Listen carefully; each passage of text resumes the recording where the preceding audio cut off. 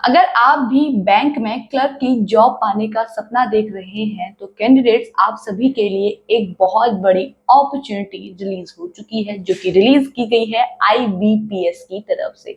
IBPS की तरफ से आप सभी के लिए कस्टमर सर्विस एसोसिएट, जिसे क्लर्क भी कहा जाता था, उसके लिए 15,000 यहाँ पर वैकेंसीज रिलीज कर दी गई हैं, जिसकी फॉर्म फिलिंग भी स्टार्ट हो चुकी है, ऑफिशियल नोटिफिकेशन भी रिलीज हो चुका है।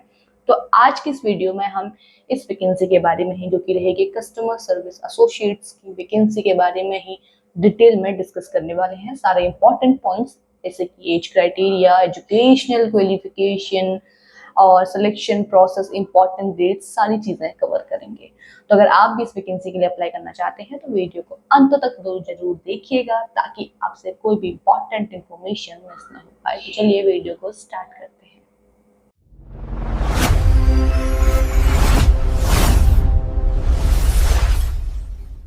तो ये रहा हमारी स्क्रीन पर आईबीपीएस की तरफ से रिलीज किया गया नोटिफिकेशन आपकी क्लर्क की पोस्ट के लिए, या फिर उसको हम कस्टमर सर्विस एसोसिएट अभी जिसको कहा जाता है, उसकी वैकेंसी के लिए है।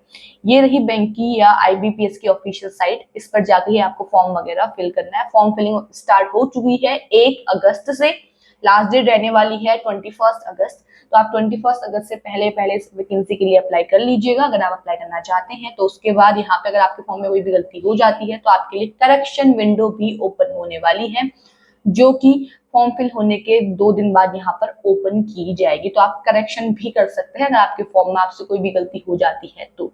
उसके बाद बात करते हैं यहाँ पे एग्जाम्स की। तो यहाँ पे आपका पहले पीईटी होने वाला है, ठीक है, जो आपका सितंबर में यहाँ पे होगा। कहा गया है कि पीईटी जो है इस वैकेंसी के लिए वो सितंबर में करवाया जाएगा। उसके बाद आपका प्री होगा, ठीक है, जो भी पीईटी में क्वालिफाई कर लेते हैं वो शॉर्टलिस्ट किए जाएंगे प्री एग्जाम के लिए, जो कि होगा अक्टूबर 2026 में।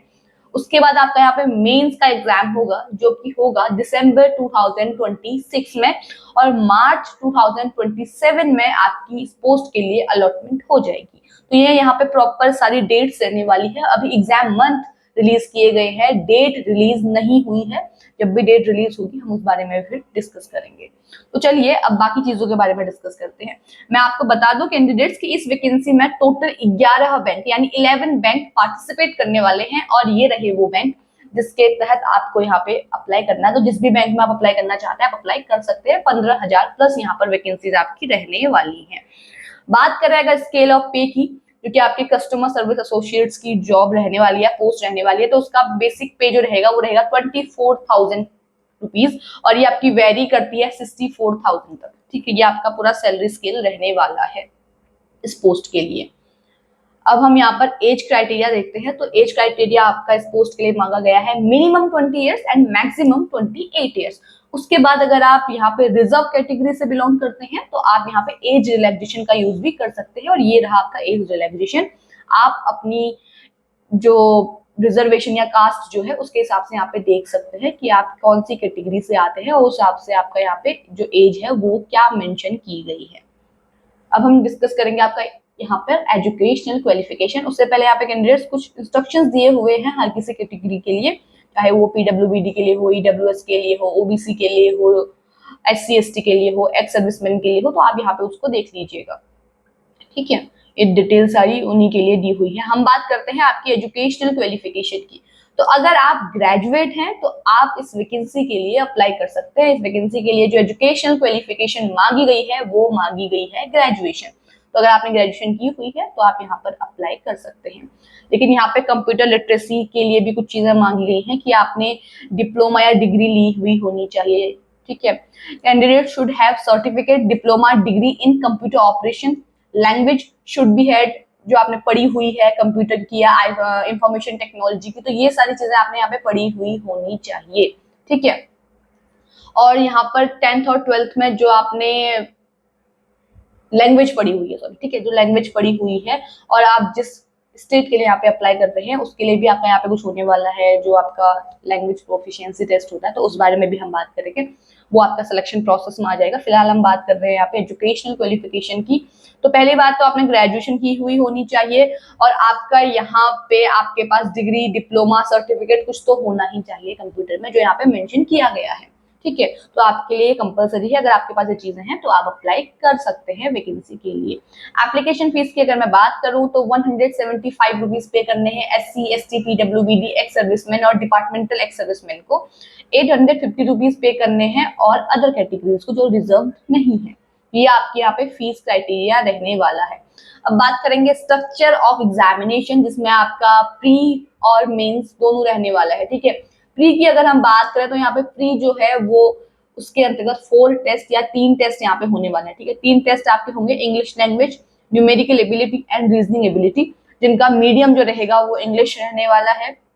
टोटल 100 क्वेश्चंस आपको पेपर में देखने को मिलेंगे। 100 क्वेश्चन का पेपर होगा तो 100 मार्क्स का भी पेपर होने वाला है, यानी 100 क्वेश्चंस 100 मार्क्स। ठीक है, और पूरे पेपर को करने के लिए आपको 1 घंटे का टाइम दिया जाएगा और उसमें भी हर सेक्शन के लिए आपको सेपरेटली टाइम दिया हुआ है, तो आपको उस टाइम पीरियड में वो टेस्ट कंप्लीट करना है।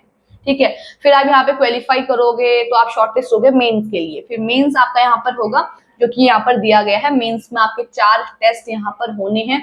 160 क्वेश्चंस आपको करने होंगे मेंस में और 200 मार्क्स के ये होने वाले हैं। 125 मिनट्स का आपको, यानी 125 मिनट्स का आपको यहाँ पे टाइम दिया जाएगा इस पेपर को करने के लिए, और यहाँ पर भी आपको हर टेस्ट को सेपरेटली उसके लिए टाइम दिया जाएगा और आपको उसी टाइम पीरियड में वो टेस्ट कंप्लीट करना है। तो ये था आपका प्री और मेंस का क्राइटेरिया। उसके बाद आपका यहाँ पे होगा लैंग्वेज प्रोफिशिएंसी टेस्ट। ठीक है, प्री आप क्वालिफाई कर लेते हैं, मेंस क्वालिफाई कर लेते हैं, उसके बाद आपको देना है लैंग्वेज प्रोफिशिएंसी टेस्ट। जिस भी स्टेट के लिए आप अप्लाई कर रहे हैं उसकी लैंग्वेज उसके सामने लिखी हुई है, जो आपको यहाँ पे दिख रही होगी, तो इन्हीं लैंग्वेजेस का आपको टेस्ट भी देना है। ये आपका होगा लैंग्वेज प्रोफिशिएंसी टेस्ट। और मैं अगर आपको बता दूं, अगर आपने इनमें से किसी लैंग्वेज को पढ़ा हुआ है ऑलरेडी 10th और 12th में, आपके सर्टिफिकेट में वो मेंशन है, तो आपको लैंग्वेज प्रोफिशिएंसी टेस्ट भी नहीं देना है। नहीं पढ़ा हुआ है तब आपको देना है। ठीक है, उसके बाद यहाँ पर कॉल लेटर वगैरह के लिए दिया हुआ है कि जो आपके कॉल लेटर वगैरह हैं वो साइट पर अवेलेबल होंगे जब भी आपका पेपर वगैरह होगा। नेगेटिव मार्किंग की मैं बात करूँ, यहाँ पर नेगेटिव मार्किंग होने वाली है। 1/4 मार्क्स यहाँ पर आपका जाएगा अगर आप रॉन्ग आंसर यहाँ पे चूज करते हैं तो। ठीक है, ये आपका वही लोकल लैंग्वेज प्रोफिशिएंसी टेस्ट है जिसमें मैं आपको बता चुकी हूँ। अगर आपने 10th और 12th में वो पढ़ी हुई है लैंग्वेज तो उसको आपको नहीं देना है, नहीं पढ़ी हुई है तो आपको यहाँ पे लैंग्वेज टेस्ट देना है। एग्जामिनेशन सेंटर्स यहाँ पे दे रहे हैं, नीचे इसी नोटिफिकेशन में अटैच्ड है, वो भी हम डिस्कस करेंगे अभी, वहाँ पे भी हम जाएंगे। ठीक है, तो इस तरीके से आपका टोटल ये एग्जामिनेशन होना है कैंडिडेट, जिसमें आपका पीईटी होगा, फिर प्री होगा, फिर मेंस होगा, फिर आपका यहाँ पे लैंग्वेज प्रोफिशिएंसी टेस्ट भी होगा, फिर आपका यहाँ पे इन सारी चीजों के बाद सिलेक्शन होना है। और अभी एग्जाम डेट रिवील नहीं हुई है, रिलीज नहीं हुई है, जैसे होगी तो उस बारे में भी हम डिस्कस करेंगे। फिर यहाँ पे लिस्ट ऑफ डॉक्यूमेंट दिया हुआ है कि क्या क्या लिस्ट आपकी यहाँ पर जाएगी। ठीक है, जब आप फॉर्म फिल करेंगे। और कॉल लेटर वगैरह मैं बता चुकी हूँ कि आपका जो भी एडमिट कार्ड वगैरह है ऑफिशियल साइट पर रिलीज होगा, वहीं से आपको डाउनलोड करना है। कैसे अप्लाई करेंगे, आपको ऑफिशियल साइट पर जाना है, पहले आपको रजिस्ट्रेशन करना है, देन आपका यहाँ पे ऐसे एप्लीकेशन फॉर्म फिल होना स्टार्ट होगा।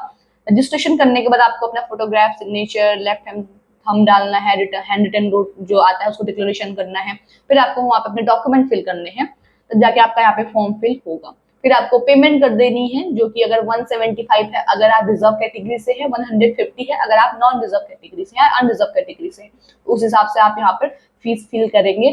जैसे आप फीस फिल करेंगे आपका जो फॉर्म है वो कंप्लीट हो जाएगा। और अगर आपके फॉर्म में कोई भी गलती होती है तो 2 दिन बाद आपकी करेक्शन विंडो ओपन होगी, उस दौरान आप उसको भी सही कर सकते हैं।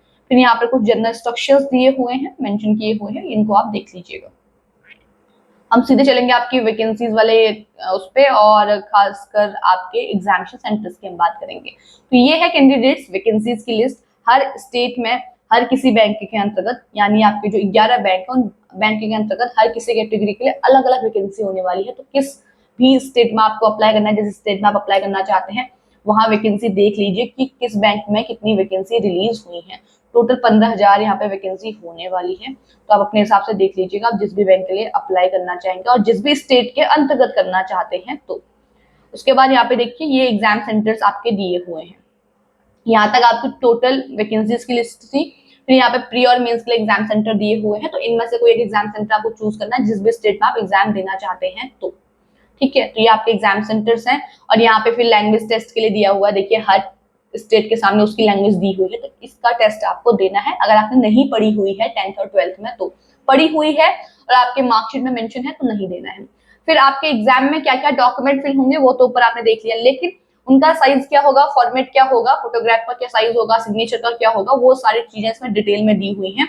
तो इसके लिए अगर आपको फॉर्म भरते टाइम कोई भी दिक्कत हो तो आप एक बार नोटिफिकेशन को डाउनलोड करके अच्छे से पढ़ के उसके बाद फॉर्म फिल कर सकते हैं।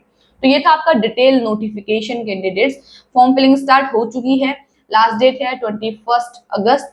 तो अगर आप अप्लाई करना चाहते हैं इन बैंक के अंतर्गत, आप क्लर्क की पोजीशन चाहते हैं या जो आपकी वैकेंसी का नेम है कस्टमर सर्विस एसोसिएट, उसकी वैकेंसी के लिए अप्लाई करना चाहते हैं, तो आप इस वैकेंसी में जरूर अप्लाई कीजिएगा। अप्लाई करने के लिए लिंक आपको हमारे डिस्क्रिप्शन बॉक्स में मिल जाएगा और ये नोटिफिकेशन जो अभी आपके साथ मैंने डिस्कस किया है इसका लिंक भी आपको हमारे डिस्क्रिप्शन बॉक्स में मिल जाएगा, तो आप वहां से इसे भी डाउनलोड कर सकते हैं। बाकी आज की इस वीडियो में इतना ही। ऐसे ही गवर्नमेंट जॉब से जुड़ी हुई जितनी भी नोटिफिकेशंस आती हैं उनसे कनेक्ट रहने के लिए आप हमारे चैनल को जरूर सब्सक्राइब करें। और अगर आपको वीडियो पसंद आई है तो इसे लाइक एंड शेयर करें। बाकी मिलते हैं एक नई वीडियो में एक नई अपडेट के साथ, तब तक के लिए धन्यवाद।